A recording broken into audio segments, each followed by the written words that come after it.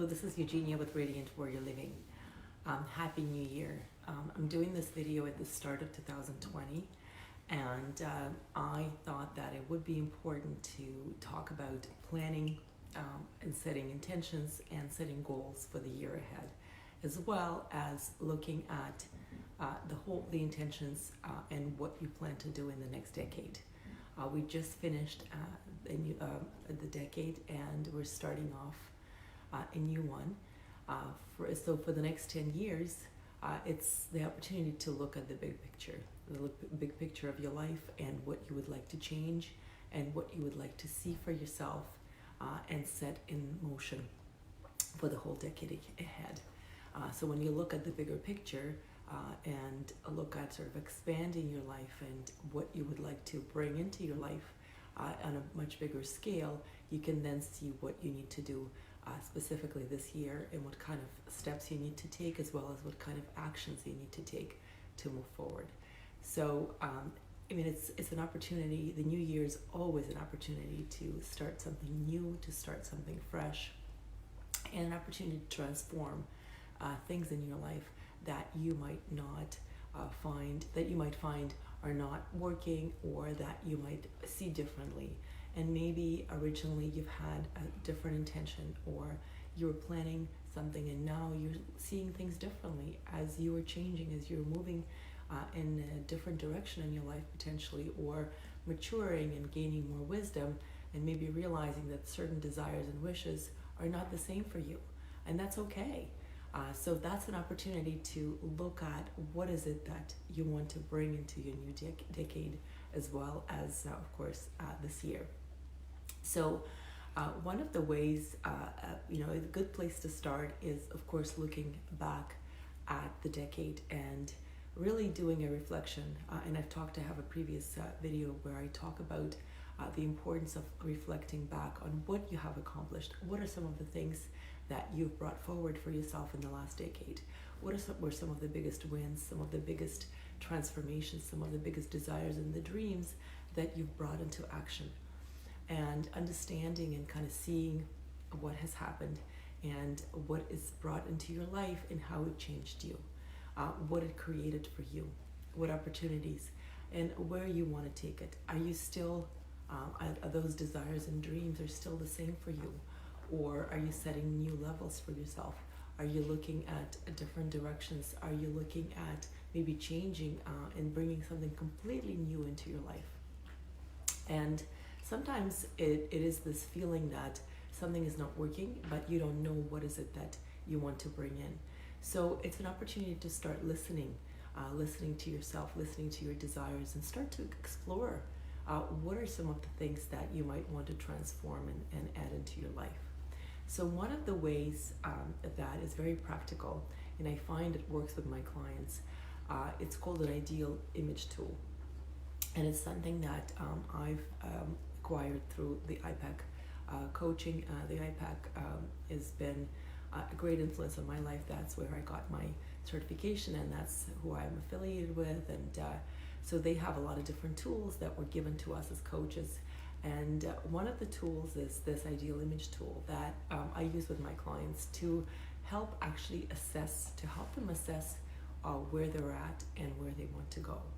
And it's a very detailed kind of amount of work that's required to bring forward the wishes and desires, and to understand where you're at and what is it in your life that you're looking to transform.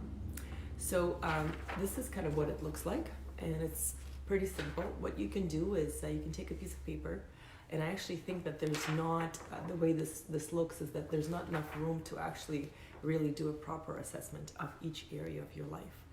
But what I recommend is looking at the different areas of your life and seeing, for example, you can take the area of your career, you can take your personal life, you can take your family, you can take your health, you can take your social life.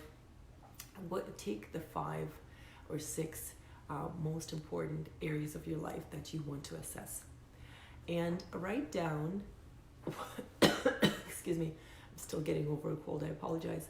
Write down what is the ideal way, and how do you see those areas of your life working? For example, you look at your family life and you put down, how you want your family to work. So what is your ideal family life looking like for you? And what would that be like if you could have a magic wand? The same with your career. What is the ideal career or your ideal work life, ideal business? How do you see that? Then you take your personal life and you write it out with specific details. And this is something that will take time and your commitment.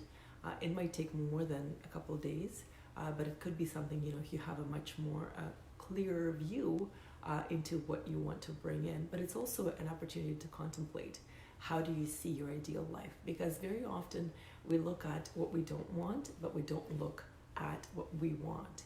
We don't spend the time thinking about, okay, I'm not liking this, but what do I see for myself? How do I see it differently? What would make me happy? What do I think will bring that satisfaction? So spend the time looking at the different areas of your life and what the ideal scenario would look like. The next step is looking and from the scale of 1 to 10, looking at those areas right now and where are you at. The 10 would be the ideal place that you've described in the previous part of the exercise. And 1 would be obviously sort of your least favorite. So 10 is the ideal, 1 is the opposite of that. And rate all of those areas and how you see them today for yourself. It is your opinion, obviously, and your perspective, but that's very important. Where do you rate yourself and where you're at in those areas of your life and how they're working for you right now? And then you can put in sort of the current situation so that you can understand where you're at today, and you need to be honest with yourself and see where you want to go. And then you can look at how you can close the gap, or how you can get from the place of where you're at today to where you want to be. And you can be very specific. So for example, if you look at your career and the ideal part of your career is you doing this, taking on a new role, or being self-employed, and you've been thinking about that, if that's the ideal scenario for you, and where are you today? If you're at 5 with your career, what are some of the things that you want to change? So you can write it down, the items that you could say, career change, and then you put next to it, strategy for improvement, and some of the steps that you can move towards your ideal scenario, and put down when you want to start it, and what would be your measurement of success. So this will allow you to be more specific about what are the changes, and some of the changes and some of the transformation that you want will take a longer period of time, and you need to be realistic in a way of what you're planning.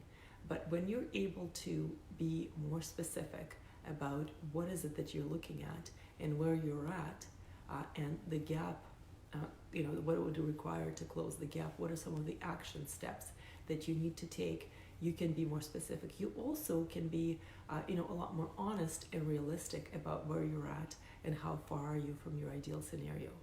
And as much as it could maybe be something that would kind of create a sense of, okay, I'm at 5 and I want to get to 10, that's a long way to go. And believe me, all of us have things that we want to improve. The question is, when you know what the 10 is for you, you can actually have a lot more clarity and purpose around what you're doing and how you want to get there. And when you see the 10 and you know specifically what the 10 looks like and what it feels like, that's a motivation and inspiration to actually create the steps of getting there. And you do this for every part of your life that you're looking at changing or transforming or taking to the next level. And then once you finish this, you can and put the steps in place and when you'd like to start, this allows you to create a plan. The plan that you can actually track, and you can come back and say, this is finished, this is my next step. So this plan doesn't have to be create it for the whole year ahead. You can at least create the first 3 steps for each part of the plan that are important to you. And when you know what the next steps are, just focus on those next steps. Don't focus on, all the 20 steps that it might take or longer. What is the next step that you can take? And when you move forward to that step, you can then put down the next steps. So you don't have to know all of the steps that you need to take to get to a 10, but you need to know the first few steps that you need to take. And even in the moments when we feel completely lost or we feel like we're not sure where we are going, just think of that next step. So there's always that one thing, one action you can take towards something you desire. And that's how this tool works. And again, it allows you to realistically assess different parts of your life. And what I suggest is breaking it down, because in the area of your personal life, for example, you might be, at an 8, which is great, but there could be areas in your life, your health or your social life or some other dreams and desires that you have that are at a 3 or 4 or 5. And you want to really look at those areas and see what you can do about it. So, make that list and create priorities for yourself and where you'd like to spend the time and focus on bringing your life to that level and what feeling it would create for you. And when you know what that looks like, it creates a lot more clarity in your life, and it connects you to your desires and your purpose and where you want to be. So the steps, the action steps, and the plan that you'll create in between allows you the opportunity to actually start working and start moving towards your inspiration, towards your motivation, and towards your bigger dreams and desires. And that allows you to create that plan that you can end to, and you can actually see that you are moving ahead and you are moving forward towards your desired outcomes, towards something that you want to create. So I'm hoping that this tool will be helpful for you. I suggest that you actually create and take a completely new book or like a completely new diary or a notepad that you can work with, so that you have that information and those steps written out together, where you can actually track where you're at and what you're doing towards your desired goals, as well as add to your plan and the steps that need to be created. And there might be detours in the way that you've created the steps, and then a certain step brings you to a place where you're feeling like I need to reassess where I'm going. But you'll be able to actually, besides the fact that you'll be able to track where you're at and where you're going and what you're doing towards your goal and your desired outcome and transformation, but you'll also be able to see how far you've come, and you'll be able to see that you're actually moving ahead and you're fulfilling on some of the promises that you've made for yourself. I really suggest that if you are at a place where the year has started off and you feel kind of pressured. There's been a lot of pressure at the end of the year, and there's a lot of pressure, astrologically, energetically up in the air right now with everything going on in the world. It's so easy to get caught up in it and just have this feeling of innate dissatisfaction with your life, and just also being pressured to just do things on a day-to-day basis without focusing on the bigger picture. So I do want to wish you the most amazing year ahead. And if you are, and you have been thinking about what is it that I want to create this year, there's many things you can do. One of the things that I do is a lot of people have a word for the year.